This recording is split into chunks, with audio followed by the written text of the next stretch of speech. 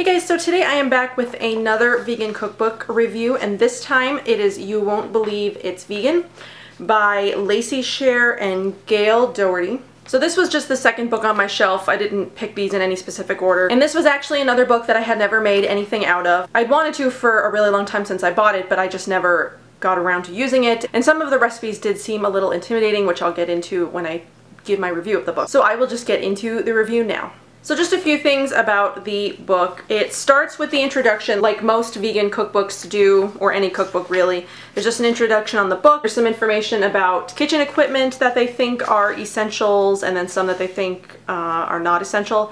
Then a list of pantry ingredients, and this actually does list, I think, all of the ingredients that they have in the book somewhere, and it tells you what they are. It gives you a list of the ingredients and what it is exactly, and there are a few in here that I didn't even know what they were or have used before, so this information in the front of this book is good to have, just to have a list of ingredients that they use in the book and where to find it. They also have some conversion ideas, so this is like the non-vegan and then the vegan conversion of it, and then just some spice blends. And then it gets into the recipes, but I'm going to talk about the book, or some things about the book first. This book does contain a few pictures in the inside, and I will show you those. So it has a few pictures of some of the recipes in here, and they are colored pictures. It doesn't have very many. I think it's got like 10 or 12 pictures. And then the pictures that they've got on the front of the book don't, again, like the last book, don't correlate to any recipes actually in the book, which is disappointing because there's this beautiful picture of this molten chocolate lava cake right here, and it is nowhere to be found in the book. So that upset me a little bit because I spent a long time searching for it, trying to find it, but there is no molten lava cake in here, unfortunately. There's some other stuff about the recipes in this book. A lot of the recipes, I don't want to say most of them, but a lot of them do contain a large number of ingredients, most being 15 or more.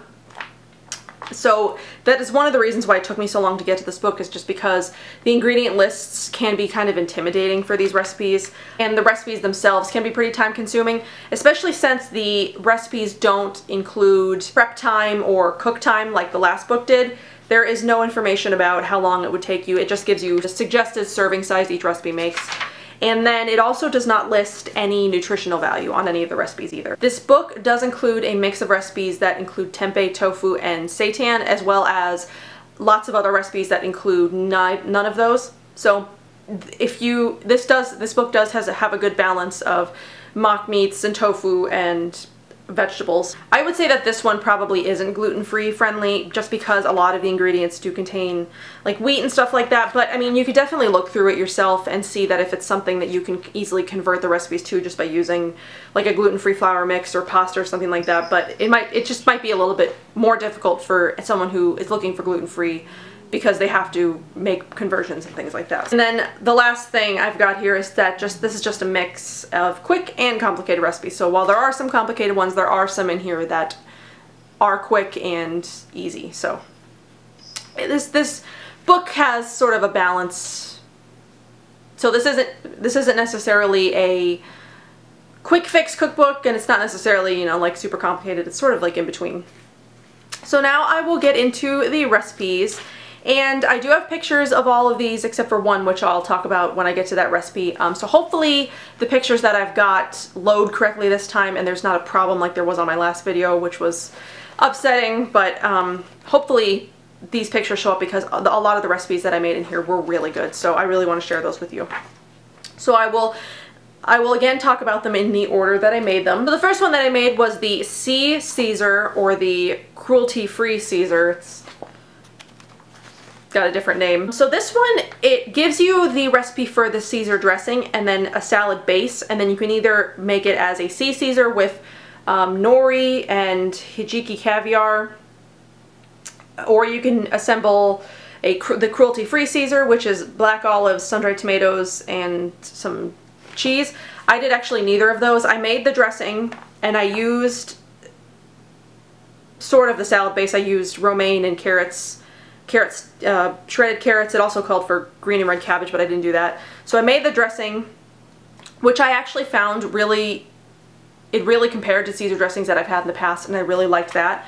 So I just added, the only thing that I added that wasn't included in the recipe was just some chopped up Beyond Meat. I'll include a picture of that too, so you know what I'm talking about. But yeah, I really like this. This is good. The reason I included the Beyond Meat is just because it didn't seem that there was enough substance. There wouldn't be for me or my husband, so I included some extra protein-filled ingredient to make it more filling. The sea Caesar or the cruelty-free Caesar options that were listed here didn't really appeal to me. I'm not a fan of olives, and sun-dried tomatoes in Caesar just, I don't know, didn't really appeal to me either. Neither did toasted nori and hijiki caviar, whatever that is. So I liked the dressing. I would definitely make the dressing again and use it with sort of my own mix of salad fixings. So the other recipe that I made on this same day was magic cookies. These cookies are a combination of coconut, carrots, pecans, and chocolate chips baked until golden brown. And the ingredients are chocolate chips, pecans, it also includes carrots, coconut, oats, and then it's not made with any margarine. It is made with canola oil and coconut oil, but there is no margarine in here, like most cookies contain. I really like these cookies. My husband really liked these cookies. I liked that they contained carrots and nuts and coconut and chocolate chips in them. They're really good. It says they yield 9 large cookies, but I definitely made them smaller because if I had tried to make 9 out of this batter, they would have ended up like this big. It was a lot of batter. There was no way I was making 9 giant cookies like that, so I would definitely suggest making the cookies smaller so the portions are more appropriate. The next recipes that I made were I just made the marinated tempeh, which is just tempeh that is boiled with tamari, garlic, spicy mustard, vegetable broth, cubes, ginger, and then that makes the marinated tempeh, which you use for other recipes in this book, and I used it for 2 different recipes. So the first recipe that I used it for was the marinated stuffed mushrooms with tempeh sausage and garlic aioli. Oh my god. Oh, I would eat these every day. These things were freaking amazing. It was complicated to make, and it was a little bit time consuming because you had to make the aioli, which is just veganese with some mix-ins in, and then you had to make the sausage filling, which included the tempeh from the previous recipe, and it also included breadcrumbs, tamari, marjoram, thyme, paprika, cayenne, fennel seeds to make it taste like the sausage, and then the mushrooms themselves, which were just marinated in balsamic vinegar and oil and tamari, and then they were filled with the sausage stuffing. These were so good, drizzled with the aioli on top. Oh my god, they were so good. I can't even begin to tell you how good they were, but I love stuffed mushrooms, but this was just, it was beyond. And then I made that with the Terra's Mediterranean pasta salad, and this was just a pasta cooked, it was just a cooked pasta and then mixed with olives. It says for black and green olives, but I only use green olives because I don't like black. Onion, capers, and then you saute an onion with peppers and Italian seasoning, and then you mix all that together with some marinated artichoke hearts. And this was also really good. It was a nice change just from, you know, regular pasta with a sauce. So we made this with the marinated mushrooms, and it was a good pairing for the 2. I really liked this, and I really liked the mushrooms. So then the next thing I made was quinoa vegetable soup. So this was just a soup that included carrots, celery, onions, yams, vegan bouillon cubes, quinoa, it calls for summer squash, but I used zucchini, and then chopped spinach. This was really good. This one was more quick because you just sort of like saute everything in a pot, throw some water in there, and let it boil until the quinoa is cooked. So this was also really good. This would be good for like, you know, a day when you don't have a lot of time and you just toss some stuff in a pot. I really like making soups, and I think that this one would be a good one to make for the fall and winter when you are wanting something warm in your belly. So I next made 3 different recipes on the same day. I'll start with the immune booster juice that I made, and this one included garlic, ginger, beet, lemon, greens. I just used spinach, apple, and then carrots. My husband and I got a juicer for Christmas for ourselves. It was our Christmas present to ourselves. We really like juicing. Generally, we just sort of make the same juices over and over again, like carrot, apple, and celery or something like that. But I wanted to try something with beets because I'd never actually juiced a beet before, and I really like this. I think beet definitely is more of an acquired taste because it is more like earthy, and to some people it can sort of taste like dirt, but I really like beets. roasted beets, beet juice. I just love beets. So this one was really good. And I thought it was interesting, the garlic and the ginger. It definitely did make it a little bit more spicy, but I really liked it. So then, while I was making the next item, I did actually make something for dessert that I made while I was making dinner, which we didn't really need dessert, but this was Michelle's Blueberry Sour Cream Coffee Cake. This one I had problems with, and I'm not sure why. I think it might have been the size of the pan I was trying to use. It calls for a 9-inch round cake pan, but I only had an 8-inch square cake pan. I didn't have any 9-inch pans, but it seemed like there was a lot of batter, and I made it according to the recipe. It just seemed like there was a ton of batter. It literally took 3 hours in the oven to bake. I don't know what the problem was, but this probably would have been better if it had worked correctly. This was just a blueberry sour cream coffee cake. It was made with whole wheat flour and applesauce, and then I used tofu sour cream and fresh blueberries. I don't know, it probably would have been better if it had baked correctly, but I don't know if it was my oven, I don't know if it was the pan, I don't know if it was the batter. Something about it just didn't work. We probably ate like 2 or 3 pieces of it, and then we just tossed it because it wasn't the right consistency, and neither of us really enjoyed it. So that one was sort of a bust. But then I also made on that same day Tiffany's pancakes, which I actually made as waffles. And this was an interesting recipe because it didn't actually call for any sugar, which I didn't realize until after I had made it and I was eating it, and I was like, this isn't very sweet. Usually pancake or waffle recipes that I've made either call for like maple syrup, agave, or sugar. This one didn't call for any. My husband actually liked it better that way, and I enjoyed them too. It was different. I've never made something without sugar in it before, or I've never made pancakes or waffles without sugar in them before, so. These were good. I've actually made these again since. My husband requested waffles one night and he wanted this recipe, so I actually have made these again. So I've made these twice, but these were really good, and this will probably be a go-to recipe for us from now on. So then the next recipes I also made 3 on the same day. I made the tempeh sausage and gravy biscuits, and this used the remaining tempeh marinated sausage mixture that I made when I made the mushrooms. So this was tempeh sausage with garlic, tamari, marjoram, sage, thyme, paprika, cayenne, fennel seeds, flour, and then the gravy was nutritional yeast, wheat flour, tamari, water, olive oil, and pepper. I really enjoyed this sausage and biscuits. The gravy was sort of like a different color than I was expecting. It was more toasty and brown, probably because of the nutritional yeast and the flour, but I really enjoyed this. It tasted really good. Even the next day, reheated, it still tasted really good. And then I do have a biscuit recipe that I really like, but I did use the biscuit recipe from this book, which I wasn't that crazy about. It called for lemon juice, which is strange for me. I've never actually made a biscuits with lemon juice before, and it turned the biscuits more of a yellow color. I don't know, it was really strange. I wouldn't make these biscuits again. I do have a biscuit recipe that I like better and would use next time if I ever made this again. And then I also made this with tofu scramble, the recipe that's in the book. Like the biscuits, I also have a recipe for tofu scramble that I usually use when I make it, but I'm glad that I tried this one because I actually prefer this tofu scramble recipe because it contains nutritional yeast, which I've never actually tried in a tofu scramble before, and it made it taste so cheesy and good.